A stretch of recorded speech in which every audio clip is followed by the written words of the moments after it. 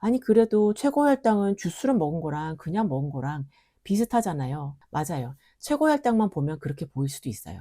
하지만 진짜 중요한 건 그게 아니에요. 보통은 혈당이 얼마나 많이 오르느냐에만 집중을 하시는데요. 여기서 우리가 꼭 알아야 할 개념이 하나 있습니다. 오늘은 많은 분들이 놓치고 계신 진짜 중요한 포인트 하나를 알려드릴게요. 먼저 간단하게 실험 내용부터 살펴볼게요. 4일 동안 같은 품종의 사과를 반 개씩 갈아서 먹고 깎아서 먹고 껍질째 먹고 그리고 마지막으로 계란을 먹으면 혈당에 도움이 된다고 해서 먼저 먹은 다음에 사과를 먹는 총 4가지 방식으로 실험했습니다. 각 상황마다 2시간 동안 혈당을 쭉 지켜봤고요. 연속 혈당 측정기로 측정된 그래프를 보니 확실히 차이가 났습니다. 예상대로 사과를 주스로 갈아 먹었을 때 혈당이 제일 빨리 많이 올랐어요. 이유는 간단합니다. 주스를 만들면 껍질과 과육에 들어있던 식이섬유, 특히 팩틴이 파괴되는데요. 이 식이섬유는 당 흡수를 늦추고 혈당을 천천히 올려주는 역할을 하는데 이게 사라지면 당연히 혈당이 훅 올라가는 거죠. 그러면 껍질째 갈아 먹으면 괜찮지 않을까 싶을 수도 있는데요. 일단 믹서기로 갈게 되면 결국 섬유질의 구조 자체가 무너져서 당 흡수가 더 빨라지게 됩니다. 즉 껍질을 넣어도 갈아버리면 효과가 없다는 얘기죠. 그 다음은 껍질을 깎아서 먹은 경우랑 껍질째 먹은 경우를 비교해 봤습니다. 솔직히 저도 사과 껍질 까끌까끌한 식감을 별로 안 좋아해서 늘 깎아서 먹었거든요. 농약 찝찝하다는 핑계도 있었고요. 그런데 이 실험 결과를 보고 나니까 앞으로는 껍질까지 박박 씻어서 잘 먹어야겠다는 생각이 들었습니다. 그래프를 보시면 껍질째 먹었을 때 혈당이 더 천천히 오르고 최고 혈당도 더 낮게 나왔어요.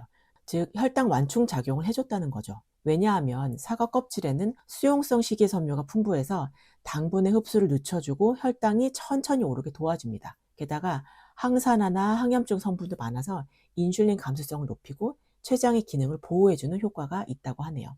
그래서 국내외 당뇨 가이드라인에서도 사과는 껍질째 먹는 걸 추천하고 있습니다. 그리고 마지막 실험. 제가 혈당을 더 잘 잡아보려고 계란을 먼저 먹고 사과를 먹어봤는데 이거는 저도 정말 놀랐습니다. 구운 계란 2개를 먼저 먹고 껍질째 사과를 먹어봤는데요.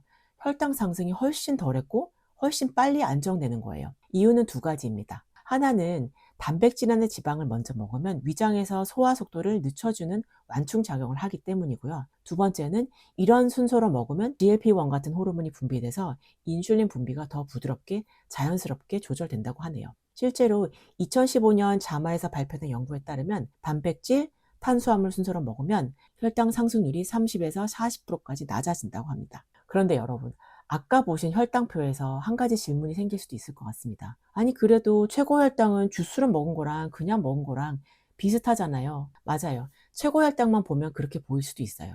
하지만 진짜 중요한 건 그게 아니에요. 여기서 우리가 꼭 알아야 할 개념이 하나 있습니다. 바로 AUC, Area Under the Curve, 면적을 말하는 거예요. 우리말로 하면 혈당 곡선 아래의 면적이에요. 쉽게 말해서 혈당이 얼마나 높아졌는지 뿐만 아니라 얼마나 오래 유지됐는지까지 이 2가지를 종합적으로 보는 지표예요. 이 AUC가 크면 인슐린 분비가 과하게 이루어지고 그래서 췌장이 피로해지고 인슐린 저항성도 올라가고 지방이 더 쉽게 쌓이고 염증 반응도 증가하게 됩니다. 우리 몸에 부담이 커지게 되는 거죠. 실제로 2015년 발표된 한 연구에서는 AUC가 당뇨 조기 진단에 가장 신뢰할 수 있는 지표라고 했고 앞으로 당뇨 스크리닝에서도 AUC 기준이 대세가 될 것이라고도 했습니다. 그렇다면 이 내용을 가지고 사과 실험한 걸 다시 한번 살펴볼게요. 제가 각 실험에서의 면적을 정확하게 구하는 프로그램이 없어서 면적을 시각적으로 볼 수 있게 한번 겹쳐서 그려봤거든요. 그 방식이 조금 세련되진 않았지만 직관적으로 보이긴 할 것 같아요. 확실히 주스를 마셨을 때 AUC가 가장 넓었고 계란을 먼저 먹었을 때 AUC가 가장 작았네요. 그리고 껍질을 먹은 게 껍질을 벗겼을 때보다 AIC가 더 적네요. 같은 음식을 먹었을 때 섭취 방법과 함께 섭취하는 음식에 따라서도 AUC가 다르다는 것을 알 수 있는 실험이었습니다. 그렇다면 어떤 경우에 AUC가 커지게 되는지 알아보겠습니다.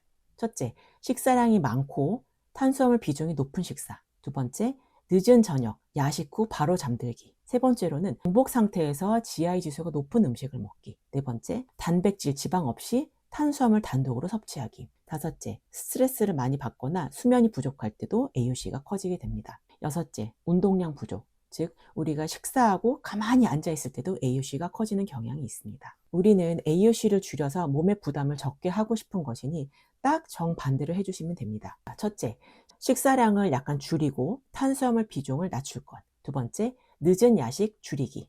세 번째, 단 음식이나 빵류는 공복에 절대 먹지 않기. 네 번째, 탄수화물을 섭취할 때는 단백질과 지방을 함께 먹기.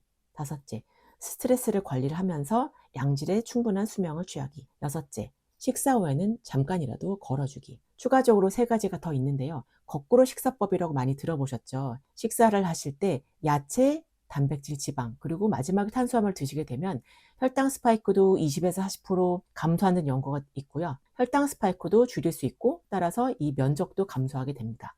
그리고 기본적으로는 식이섬유를 충분히 채워주게 되면 피크도 줄여주고 지속시간도 줄어들게 됩니다. 마지막으로 수분을 충분히 섭취하는 것입니다. 탈수 상태에서는 혈당이나 인슐린 저항성이 증가된다고 나와 있습니다. 그렇게 되면 AUC가 증가하게 되는 것이죠.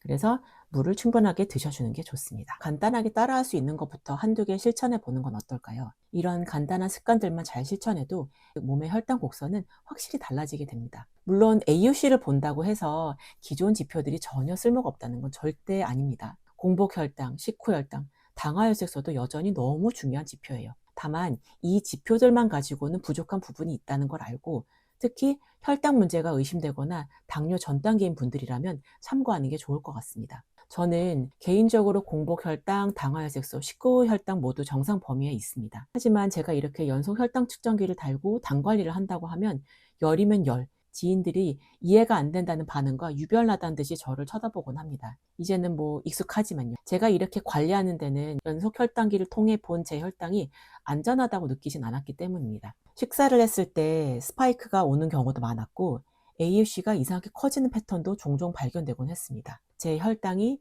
식사뿐만 아니라 운동, 수면, 스트레스에 따라서 어떻게 실시간으로 변하는지 확인해서 제가 건강에 대한 자각이 높아졌고 행동을 변화시키는 데 큰 도움이 되고 있는 건 확실한 것 같습니다. 사실 데이터를 보는 것 자체가 저에게는 동기부여이면서 교육이 되는 것 같습니다. 오늘 영상에서는 우리가 흔히 보는 혈당 수치들이 놓치고 있는 부분, 그리고 그걸 보완해 줄 수 있는 AUC라는 개념에 대해서 이야기해 봤습니다. 단순히 수치 하나, 피크 혈당만 생각할 게 아니라 이 AUC를 줄일 수 있는 방법들을 습관화하는 게 안정적인 혈당 관리에 도움이 될 수 있을 것 같습니다. 우리가 날마다 하는 일상적인 선택이 전반적인 건강과 삶의 질에 영향을 끼칠 것입니다. 앞으로도 도움이 되는 실험 영상과 내용으로 찾아뵙겠습니다. 감사합니다.